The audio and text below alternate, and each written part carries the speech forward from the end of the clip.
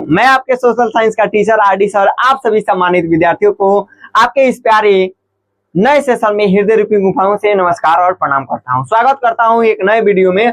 मेरे साथियों, कल के क्लास में हम लोगों ने पढ़ा था कि संसाधन, राष्ट्रीय संसाधन, अंतरराष्ट्रीय संसाधन तथा उनके अन्य प्रकार को हम लोगों ने पढ़ा था और देखा था।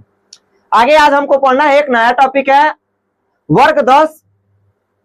वर्ग 10 एनसीईआरटी का जो पैटर्न है लागू किया गया है बिहार में नई शिक्षा नीति के तहत जो लागू किया गया है उसी को हम लोगों ने पढ़ना सर शुरू किया है। और उसके अंतर्गत पहला अध्याय हम पढ़ रहे हैं, भूगोल का पहला जो अध्याय है संसाधन एवं विकास, उस अध्याय को हम लोग पढ़ना शुरू किए हैं और इसमें लगभग 2 लेक्चर को हम लोगों ने कंप्लीट किया है। आज है हमारा इस सेशन का तीसरा वीडियो होगा। अध्याय पहले संसाधन एवं विकास का तीसरा लेक्चर कंप्लीट होगा। आज के इस सेशन में अब हमको आपको पढ़ाने वाले हैं मेरे भाई संसाधन नियोजन और प्रबंधन। संसाधन नियोजन और प्रबंधन क्या होता है सर? संसाधन नियोजन और क्या होता है उसका प्रबंधन आगे के थोड़े कुछ क्षणों में इसको हम लोग पढ़ेंगे। लेकिन इससे पहले हम जानते हैं संचित कोश संसाधन क्या होता है। संचित कोश संसाधन किसे कहते हैं? संचित कोश संसाधन मेरे भाई किसे कहते हैं? ये हमारा रहा क्वेश्चन, संचित कोश संसाधन। इसका बात किया जाए संचित कोश संसाधन की तो क्या होता है सर? संचित कोश संसाधन आइए जानते हैं। देखिए, संसाधनों का ऐसा संसाधन जो वास्तव में भंडार संसाधन का ही, संसाधनों का ऐसा संसाधन जो वास्तव में भंडार संसाधन का ही अंग है, जिसे अल्पावधि तकनीक के आधार पर प्रयोग में किया जा सकता है। क्या किया जा सकता है मेरे भाई? किया जा सकता है। संचित कोश संसाधन की देखिए क्या होता है सर? वैसा संसाधन जो हमारे पास भंडार संसाधन के तौर पे क्या है? भंडारित है, रक्षित है। उस संसाधन को अल्पावधि तकनीक यानी कि थोड़े के समय, थोड़े देर के लिए अगर हमारे पास तकनीक होगी तो उसका हम क्या कर सकते हैं? उपयोग कर सकते हैं। इस प्रकार के संसाधन को हम संचित कोश संसाधन के नाम से जानते हैं। किसे जानते हैं? संचित कोश संसाधन के नाम से जानते हैं।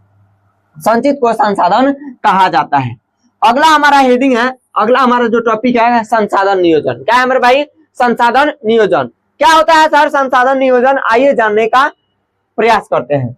देखिए, संसाधन नियोजन, संसाधनों का विवेकपूर्ण उपयोग करना, संसाधनों का विवेकपूर्ण उपयोग करना संसाधन नियोजन कहलाता है। क्या कहलाता है मेरे भाई? संसाधनों का विवेकपूर्ण उपयोग करना संसाधन नियोजन कहलाता है।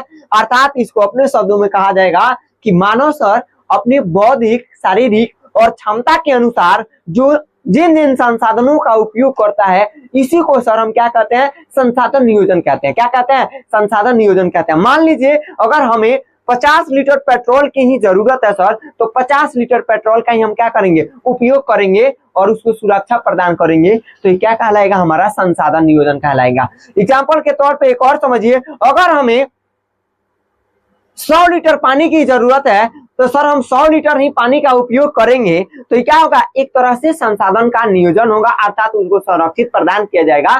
तो इसे हम क्या कहते हैं? संसाधन नियोजन कहते हैं। क्या कहते हैं? संसाधन नियोजन कहते हैं। विवेकपूर्ण का शाब्दिक अर्थ हुआ बुद्धि, ये आपका बुद्धि, दिमाग, मस्तिष्क का उपयोग करके हम क्या करेंगे? जब संसाधनों का उपयोग करेंगे तो वही हमारा क्या कहलाएगा मेरे भाई? संसाधन नियोजन कहलाएगा। आगे देखिए,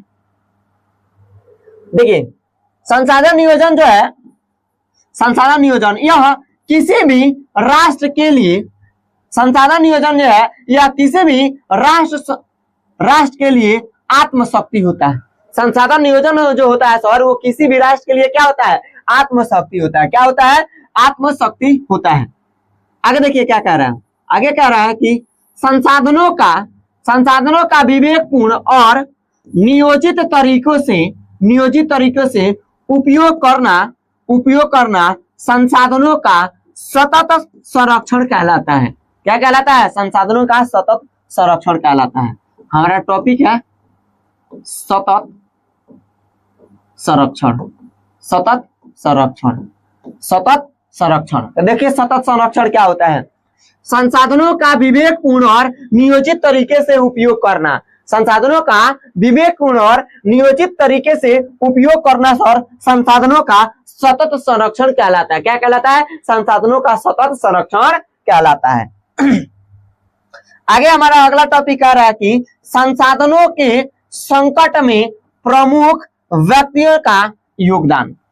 यानी कि जब संसाधनों का संरक्षण होने लगा सर, जब संसाधनों के संकट होने लगा, संसाधनों का लगातार दुरुपयोग होने लगा, संसाधन संकट में आ गए, विलुप्त होने के कगार पे आ गए, समाप्ति होने के कगार पे आ गए, तो उस समय भारत के साथ साथ विश्व के अनेक लोगों ने क्या किया सर? अपना प्रमुख योगदान दिया। क्या किया? अपना प्रमुख योगदान दिया। जैसे कि महात्मा गांधी का योगदान, संदीप पांडे का योगदान हो, मेधा पाटेकर का योगदान हो, चाहे सुंदरलाल बहुगुणा का योगदान हो, इन सभी योगदानों के बारे में हम सर को क्या करना है भाई मेरे भाई?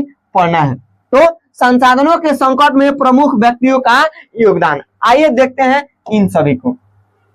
जैसे संसाधनों को संरक्षण करने के लिए महात्मा गांधी ने कहा था, क्या कहा था? महात्मा गांधी जी ने कहा था, महात्मा गांधी जी के द्वारा कहा गया कि हमारे पास पेट भरने के लिए, हमारे पास पेट भरने के लिए सब कुछ है, लेकिन पेटी भरने के लिए नहीं। हमारे पास पेट भरने के लिए सब कुछ है, लेकिन पेटी भरने के लिए नहीं। आइए इस शब्द को थोड़ा हम समझते हैं। महात्मा गांधी जी थे ना, हमारे भारत में लगातार हो रहे संसाधन का दोहन हो रहे, लगातार जो संसाधन का सरदोहन हो रहा था, उस परिस्थिति से उभरने के लिए महात्मा गांधी ने कहा था कि हमारे पास पेट भरने के लिए बहुत कुछ है, लेकिन पेटी भरने के लिए कुछ नहीं। अर्थात इसका अर्थ यही होगा कि हमारे पास अभी वर्तमान में खाने के लिए बहुत कुछ है, लेकिन भविष्य में खाने के लिए, उसको सुरक्षित करने के लिए ऐसा कोई संसाधन नहीं है, ऐसा कोई संसाधन नहीं है। आगे सर पर्यावरण और संसाधन आंदोलन, यानी कि पर्यावरण से संबंधित, यानी कि पर्यावरण और संसाधन आंदोलन, पर्यावरण और संसाधन को सुरक्षित करने के लिए, सुरक्षा प्रदान करने के लिए बहुत सारा क्या किया गया? आंदोलन किया गया। क्या किया गया मेरे भाई? बहुत सारा आंदोलन किया गया, जिसे हम क्या कहते हैं? पर्यावरण और संसाधन आंदोलन कहते हैं। आइए पहला आंदोलन देखते हैं, क्या कहते हैं?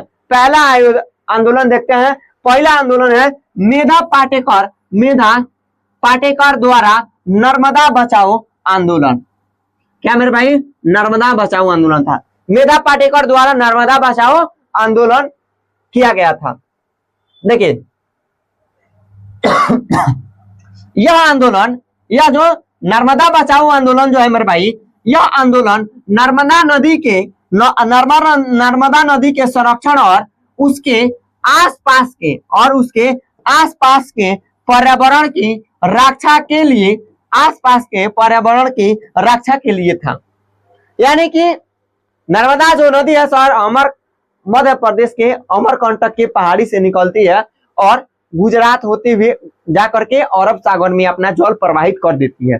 इस नदी को बचाने के लिए सर मेधा पाटेकर के द्वारा क्या किया गया था? नर्मदा बचाओ आंदोलन, एक आंदोलन चलाया गया था और नर्मदा नदी को सुरक्षा प्रदान दिया गया, जिस आंदोलन को हम नर्मदा बचाओ आंदोलन के नाम से जानते हैं। किसी के नाम से जानते हैं मेरे भाई? नर्मदा बचाओ आंदोलन के नाम से जानते हैं। अगर मेरे भाई आप चाहें तो इस पीडीएफ से मेरे पढ़ाए गए शब्दों से आप अपना नोट्स बना सकते हैं, फेयर तैयार कर सकते हैं। आने वाले वर्ष 2027 में बिहार बोर्ड मैट्रिक परीक्षा में जितने भी परीक्षार्थी शामिल होंगे, उन सबके लिए क्या होने वाला है मेरे भाई? महत्वपूर्ण साबित होने वाला है। आगे आइए दूसरा सर, सुंदरलाल बहुगुणा के द्वारा चिपको आंदोलन चलाया गया। चिपको आंदोलन क्या है मेरे भाई? चिपको आंदोलन क्वेश्चन पूछ देता है मेरे भाई कि नर्मदा बचाओ आंदोलन किसके द्वारा चलाया गया था? नर्मदा बचाओ आंदोलन किसके द्वारा चलाया गया था? तो क्या इसके द्वारा चलाया गया था? वो चलाया गया था मेधा पाटेकर के द्वारा। किसके द्वारा? मेधा पाटेकर के द्वारा चलाया गया था। अगला हमारा दूसरा आंदोलन है चिपको आंदोलन। क्या है मेरे भाई? दूसरा है हमारा चिपको आंदोलन। देखिए सुंदरलाल बहुगुणा के द्वारा चिपको आंदोलन चलाया गया था। किसके द्वारा? चिपको आंदोलन किसके द्वारा चलाया गया था मेरे भाई? तो वो चिपको आंदोलन चलाया गया था सुंदरलाल बहुगुणा के द्वारा। आइए थोड़ा जानते हैं।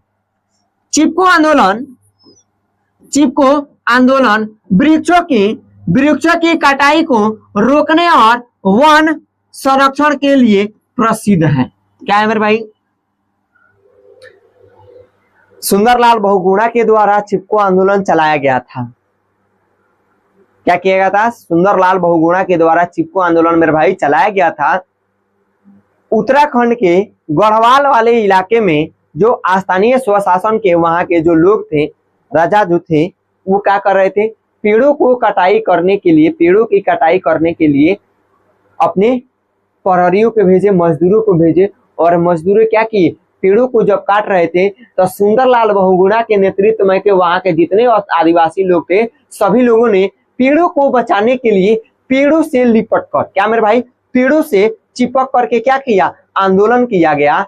और उन लोगों ने कहा कि अगर आप पेड़ काटिएगा तो पेड़ काटने से पहले मुझे काटना पड़ेगा। किसको काटना पड़ेगा? मुझे काटना पड़ेगा। और यह आंदोलन सफल हुआ, जिसको आगे चल करके चिपको आंदोलन के नाम से सर जाना गया। किसके नाम से जाना गया? चिपको आंदोलन के नाम से मेरे भाई जाना गया।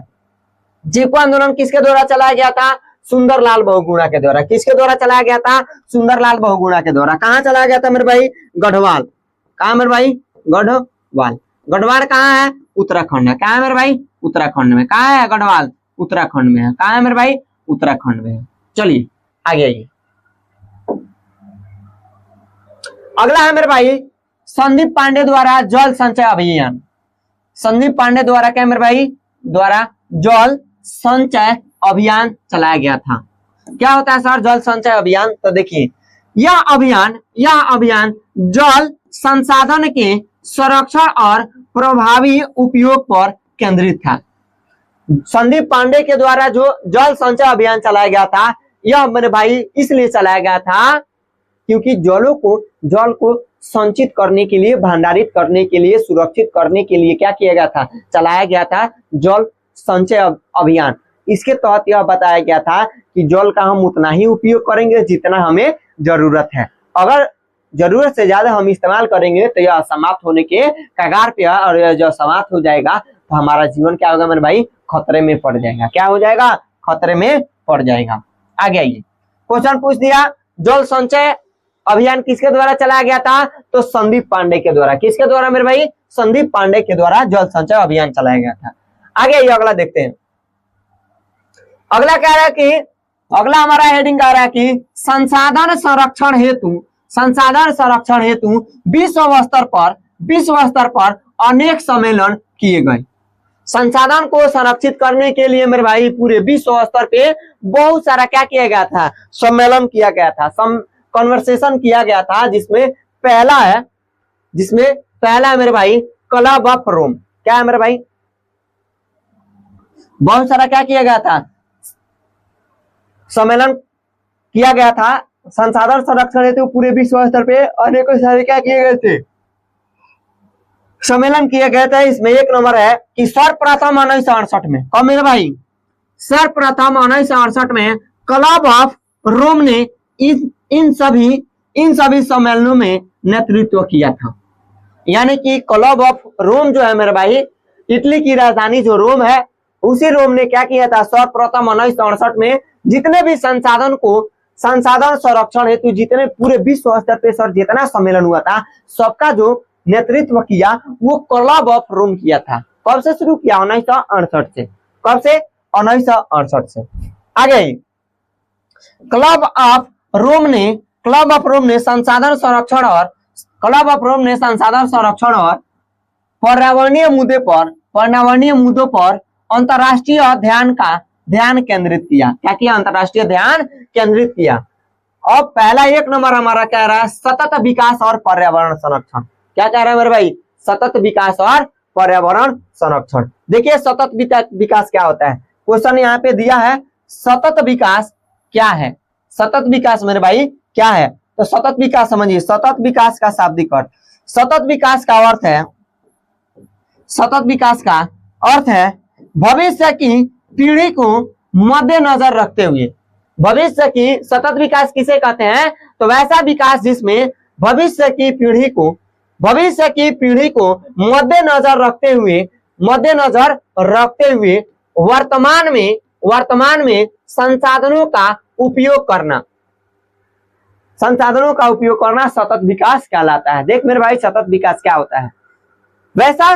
वैसी प्रक्रिया जिसमें भविष्य की पीढ़ी को, युवा पीढ़ी को ध्यान में रखते हुए वर्तमान में संसाधनों का उपयोग करना क्या कहलाता है मेरे भाई? सतत विकास कहलाता है। क्या कहलाता है? सतत विकास कहलाता है। आगे देखिए, यह विकास की एक प्रक्रिया है। सतत विकास है क्या है मेरे भाई? यह सतत विकास जो है एक विकास की प्रक्रिया है जिसमें आर्थिक, सामाजिक और पर्यावरणीय पहलुओं को संतुलित किया जाता है। सतत विकास एक प्रक्रिया है जिसमें आर्थिक, सामाजिक और पर्यावरणीय पहलुओं को क्या किया जाता है मेरे भाई? संतुलित किया जाता है। आगे दिया है स्टार लगा के, क्या आप जानते हैं? क्या आप जानते हैं? आइए, नहीं जानते हैं तो जान लीजिए। क्या आप जानते हैं? देखिए, क्या आप जानते हैं पर्यावरण संरक्षण हेतु, क्या आप जानते हैं पर्यावरण संरक्षण हेतु स्टॉकहोम, क्या मेरे भाई? स्टॉकहोम स्वीडन की क्या है मेरे भाई? राजधानी है। स्वीडन एक देश है जो यूरोप महादेश के अंतर्गत आता है। उसी महादेश में, यूरोप महादेश के अंतर्गत जो स्वीडन है, उसी की राजधानी है मेरे भाई स्टॉकहोम। कहां? स्टॉकहोम में विश्व शिखर सम्मेलन 1972 में हुआ था। क्या हुआ था? विश्व शिखर सम्मेलन 1972 में हुआ था, जिसके परिणाम स्वरूप 5 जून को, क्या मेरे भाई? 5 जून को विश्व पर्यावरण दिवस के रूप में विश्व पर्यावरण दिवस मनाया जाता है। क्या किया जाता है? विश्व पर्यावरण दिवस मनाया जाता है।